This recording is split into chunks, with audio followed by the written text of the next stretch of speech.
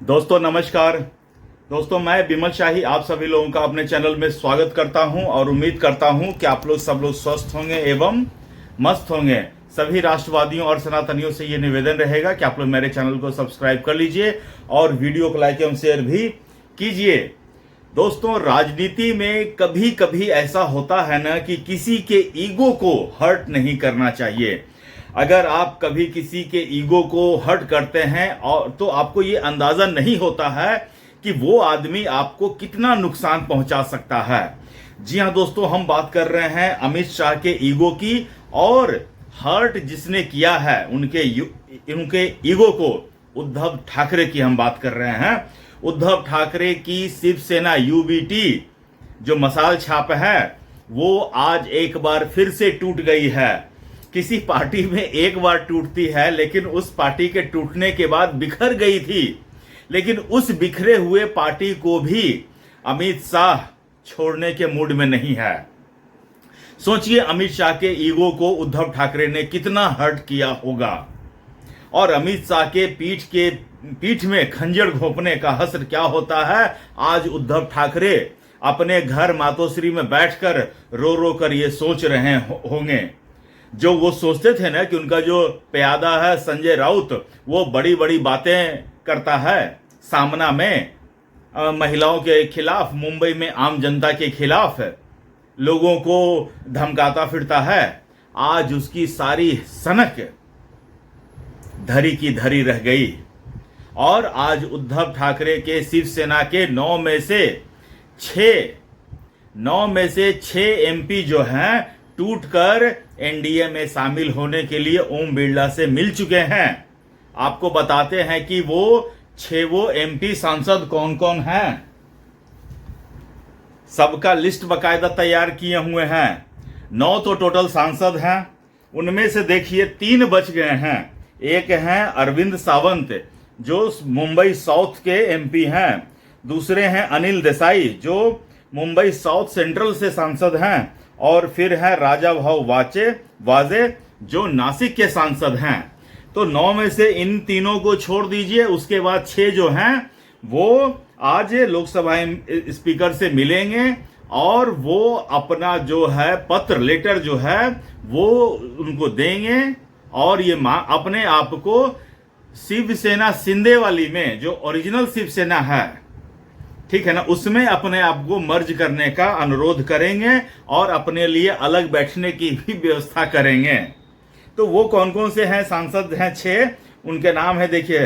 संजय देशमुख जो यवतमाल वाशिम के सांसद हैं, नागेश बापूराव जो हिंगोली के सांसद हैं, संजय हरिभाऊ जाधव जो परिमनी के सांसद हैं, संजय दीना पाटिल जो मुंबई नॉर्थ ईस्ट के सांसद हैं, भाऊ साहेब राजाराम वाकचौरे जो शिरडी के सांसद हैं, और ओम प्रकाश राजेनिवालकर हैं जो उस्मानाबाद के सांसद हैं। तो ये 6 वो सांसद जो हैं इनके ऊपर ऑपरेशन टाइगर चलाया गया था।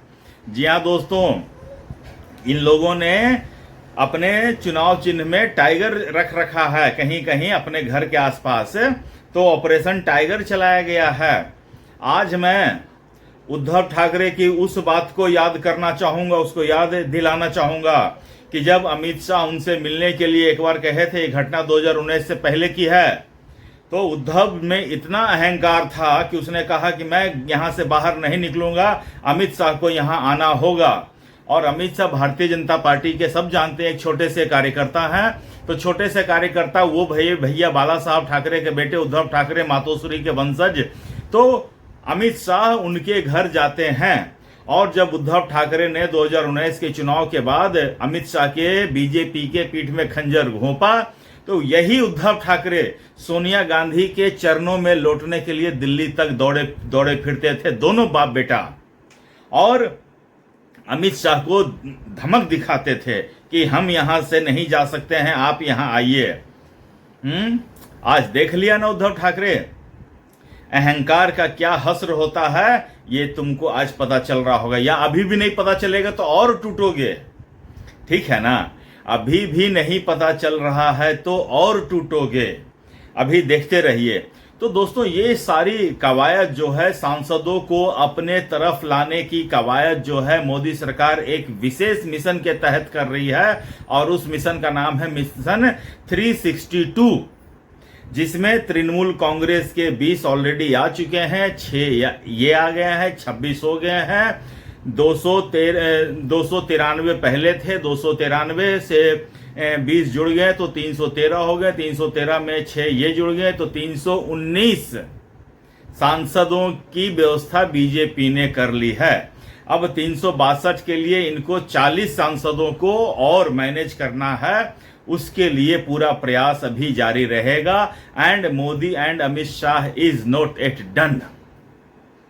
ठीक है दोस्तों, और इसकी कवायद दोस्तों तृणमूल कांग्रेस टूटा, शिवसेना टूटा, तो लोग अब आपस में सोच रहे हैं कि अगला कौन। मुझे दोस्तों अब मुझे कोई दिख नहीं रहा अगला कौन है जो टूट सकता है। मुझे तो एक कांग्रेस में टूट होती हुई दिख रही है, लेकिन कांग्रेस में टूट के लिए बहुत ज्यादा नंबर्स की जरूरत चाहिए होगा।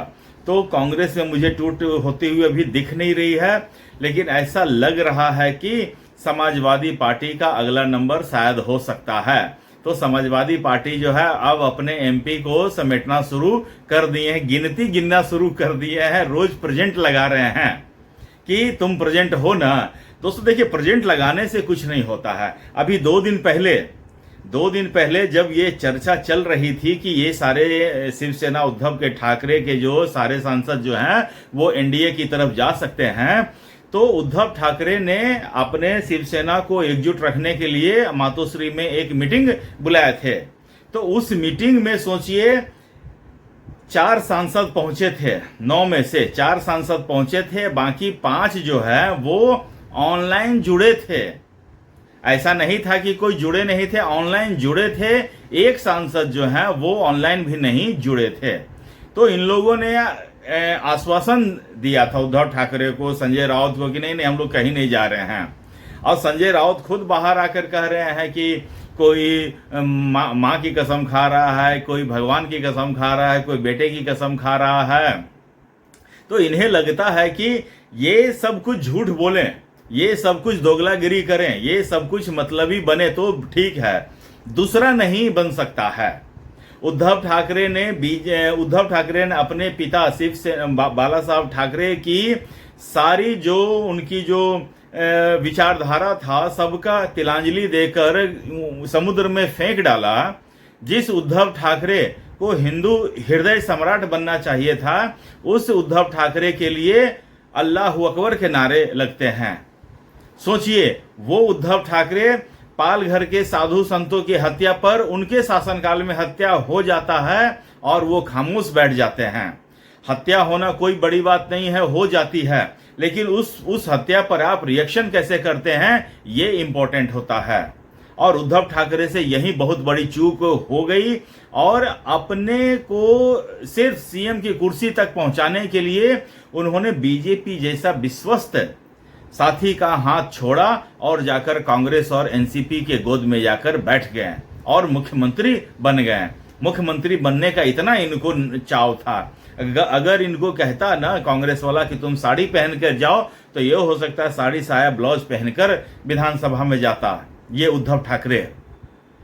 खैर दोस्तों, अब उद्धव ठाकरे का कैरियर खत्म की ओर हो रहा है। अब इसके जो बाकी 3 हैं वो कभी भी बाद में सोचेंगे कि पहले तुम लोग ट्रायल बॉल खेल लो, जब जरूरत पड़ेगा तो हम भी पीछे से आ जाएंगे। तो हो सकता है कि जिस दिन परिसीमन बिल आए उस दिन ये तीनों भी साथ में आ जाएं और उद्धव ठाकरे अकेले रह जाएं।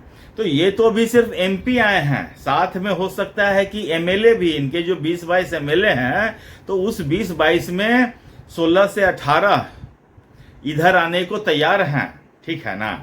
तो इसकी भी बहुत जल्दी बात हो जाएगी। तो आप लोग इंतजार करते रहिए, देखते रहिए। मुझे तो सिर्फ ये सब देखने में मजा आ रहा है दोस्तों।